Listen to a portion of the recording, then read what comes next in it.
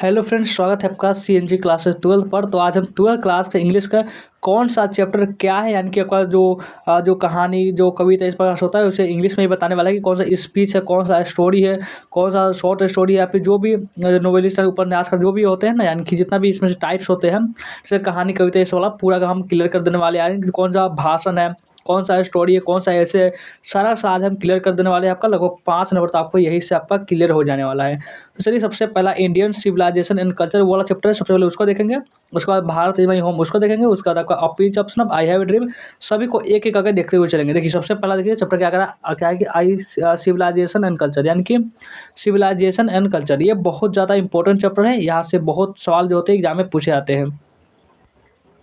और इसका हिंदी में लिख के बात करें तो होता है भारतीय सभ्यता और संस्कृति, यानी इंडियन मतलब भारतीय, सिविलाइजेशन मतलब संस्कृति, और कल्चर मतलब सभ्यता, यानी भारतीय संस्कृति, भारतीय सभ्यता और संस्कृति, यानी सिविलाइजेशन मतलब होता है सभ्यता। ठीक है, तो इसे आप जान गए कि आप कौन सा चैप्टर क्या है। तो ये का ऐसे है जो कि गांधी जी, इसको महात्मा गांधी लिखे होते हैं, इसको हम लोग बापू के नाम से भी जानते हैं।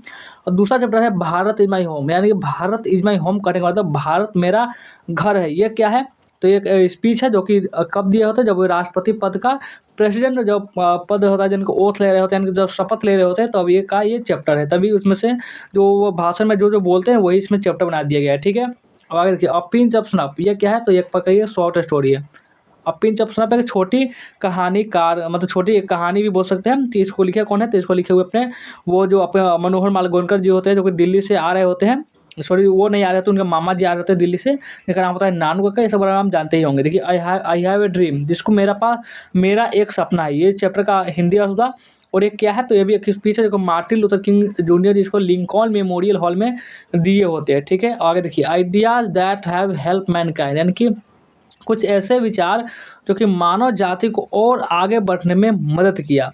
तो ये को क्या है, तो ये भी आपका ऐसे ही, इसमें भी ऐसे ही लिख सकते हैं। और इसमें जो राइटर हुआ ब्रटन रसेल जी है। ठीक है, आगे देखिए, द आर्टिस्ट एक क्या है, तो ये भी आपका शॉर्ट स्टोरी ही है। द आर्टिस्ट की बात करें तो ये भी आपका एक कहानी ही है। ठीक है, कोई अथी आपका बोले तो ऐसे नहीं है, स्पीच नहीं है।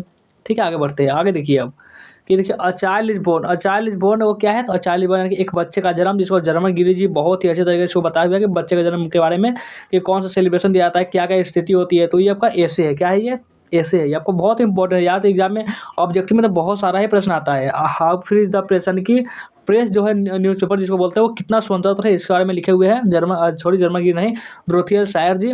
और ये क्या है, तो ये का ऐसे है। अरे द अर्थ यानी कि द अर्थ जो है, यानी इसमें द अर्थ का तो मतलब होता है पृथ्वी, लेकिन इसमें जो है जमीन के बारे में बताया गया था, यानी अर्थ का मतलब जमीन इसमें हुआ। तो द अर्थ क्या है, तो ये भी एक शॉर्ट स्टोरी है जो बेंजी होता है, इसमें बेंजी के बारे में पूरा कहानी है। इंडिया थ्रू अ ट्रेवलर, यानी भारतीयों के नज़रिए से, यानी कि यात्रियों के नज़रिए से भारत कैसा है, तो इसका मतलब हुआ। और इसको आप जर्नल रिकॉर्ड बोल सकते हैं, और पॉलिटिकल ऐसे बोल सकते हैं। ऐसे में अगर ऐसे में एग्जाम में आया तो ऐसे मार देना है, और जर्नल रिकॉर्ड आया तो जर्नल रिकॉर्ड मार देना है। अब मैरिज प्रपोजल वो क्या है, तो अ मैरिज प्रपोजल ये क्या है, तो ये भी एक ड्रामा है। यानी ड्रामा में भी बात करें, ड्रामा में भी बहुत टाइप होता है। ड्रामा में ये वन एक्ट प्ले है। क्या है, ड्रामा में वन एक्ट प्ले है। ठीक है, आगे बढ़िए, नेक्स्ट आगे देखिए। अब आते हैं पोएट्री में। आपका जो प्रोज था वो आपका समाप्त हो चुका है।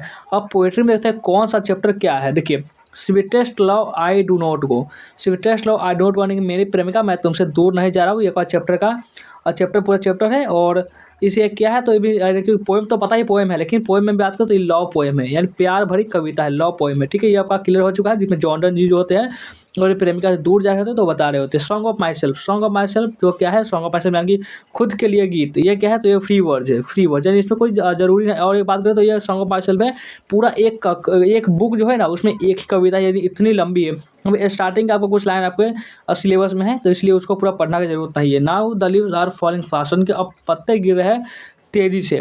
अब पत्ते गिरे तेजी से, इसको लिखे हुए हैं कौन, इसको डब्ल्यू एच ऑडेन जी लिखे हुए हैं। ये का मेलानकॉलिक पोएम है। क्या है ये, मेलानकॉलिक पोएम है। आपका ये ऑब्जेक्टिव में तो आएगा, ये सब आपको पता नहीं होगा। आपको प्रो सेक्शन का तो याद कर ले तो बच जाता है आपका ये पोएट्री सेक्शन वाला। तो इसको भी बता दे रहे हैं। Ode to autumn, ode to autumn क्या है, तो ये आपका एक ऑड है। क्या है, ये तो आपको याद रह जाएगा कि ऑड टू ऑटम नाम से ही शुरुआत है, कोई दिक्कत होगा नहीं। एन एपिटाफ यानी कि स्मारक, यानी स्मारक जो होता है, जो भी कोई व्यक्ति की मृत्यु हो जाती है तो वहाँ पे जो शिलालेख बना होता है उसमें कुछ लिखा होता है, नाम कब तक जीवित रहे, ऐसा कुछ लिखा होता है, उसको बोलते हैं एपिटाफ। तो इसको क्या, तो ये एल्गी है, यानी कि एल्गी बोलते हैं जो दुख भरी कविता, इस प्रकार से बोल सकते हैं। आगे देखिए, अब आपका पोएट्री में कुछ और भी चैप्टर है, जैसे कि द सोल्जर क्या है, तो एक सोनेट, सोनेट जो होते हैं वो सोनेट में एक बात करते हैं, एक जो होता है वो 8 लाइन की जो कविता उसको ऑक्टेव बोलते हैं, और जो 6 लाइन होता है उसको सिस्टेट बोलते हैं। देखिए Macavity the mystery cat, Macavity the mystery cat यानी कि रहस्यमय बिल्ली, एक रहस्यमय बिल्ली होती है जो कि स्कॉटलैंड को बहुत ज़्यादा परेशान करती है। स्कॉटलैंड को क्या है, तो वो लंदन का हेड क्वार्टर है, ठीक है। तो एक बार ये क्या है, तो लाइट वर्ड जो है नैरेटिव पोएम इसको हम बोल सकते हैं, ठीक है। और आगे फायर हिम यानी कि आग की स्तुति, ये क्या है, तो ये आपका ये हिम है यानी कि फायर हिम यानी कि एक गीत भी बोल सकते हैं इसको। और स्नेक और हम जानते हैं स्नेक का फ्री वर्ड है, या फिर इसको भी नैरेटिव पोएम में बोल सकते हैं, ठीक है। और माई ग्रैंड मदर हाउस, तो ये क्या है, माई ग्रैंड मदर हाउस आपका कॉन्फेशनल या फिर नोवेस्टिक, ये सब बहुत से लिरिक भी बोल सकते हैं इसको। जो भी इसमें से आपका एग्जाम में आता है आपको बेफिक्र हो टिक मार देना है, ठीक है। तो आज की वीडियो में बस इतना ही रखते हैं। कैसा लगा हमें कमेंट करके जरूर बताएंगे, और वीडियो को लाइक नहीं किया हो वीडियो को लाइक कर देंगे, शेयर कर देंगे। जो भी नए बच्चे होंगे इस तरह को सब्सक्राइब भी कर लेंगे। चलिए वीडियो को एंड करते हैं, मिलते हैं फिर किसी नेक्स्ट वीडियो में।